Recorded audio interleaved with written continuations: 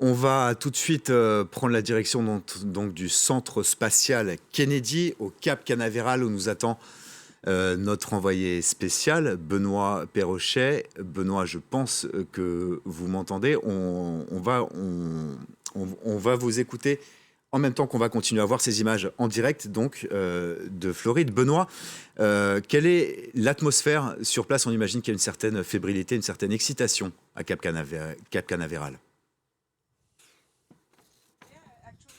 Oui, une certaine excitation, surtout du côté des journalistes, de la presse, qui redécouvrent ce centre spatial Kennedy, puisque depuis mai 2020, eh bien, les vols habités ont repris grâce à la société privée qui a passé ce partenariat, ce contrat avec la NASA pour acheminer les astronautes de la NASA, mais également de l'Agence spatiale européenne ou de la JAXA, l'Agence spatiale japonaise. C'est le cas pour ce matin. Donc oui, une excitation évidemment du côté des journalistes. Le calme, la sérénité, en revanche, on le sent du côté des astronautes et des équipes SpaceX. Hier, on s'est rendu sur le pas de tir que vous apercevez et qui est juste derrière moi. On est à environ 5 km à vol d'oiseau de ce 39A, ce pas de tir mythique. C'est de là où est parti notamment Saturne V, Apollo 11 qui emmenait à son bord Neil Armstrong, Michael Collins et Buzz Aldrin le 16 juillet 69 vers la Lune. C'est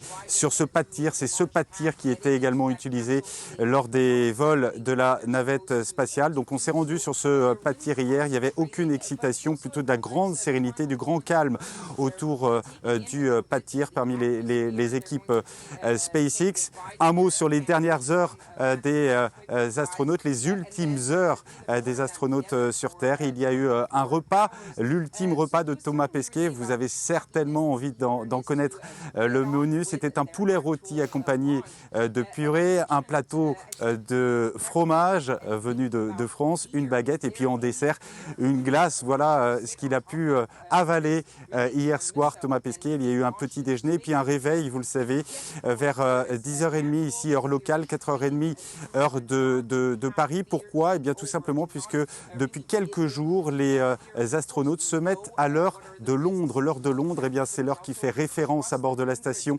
spatiale internationale.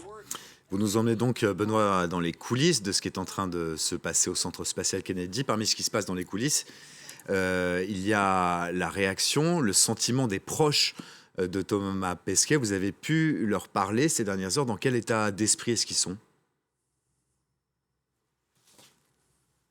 Alors c'est le deuxième vol de Thomas Pesquet puisqu'il avait déjà effectué une mission dans l'espace, une mission de 6 mois. C'était entre novembre 2016 et juin 2017. Il y avait une appréhension forcément des proches. C'est pas tous les jours qu'on assiste à un lancement de fusée.